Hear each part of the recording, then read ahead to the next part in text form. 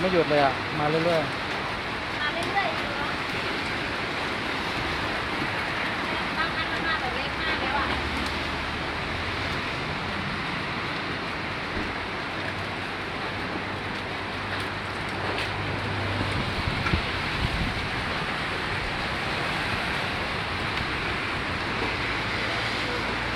โอ้ยมันจะชัดไหมล่ะพี่จอร์จ ๆชัดดิ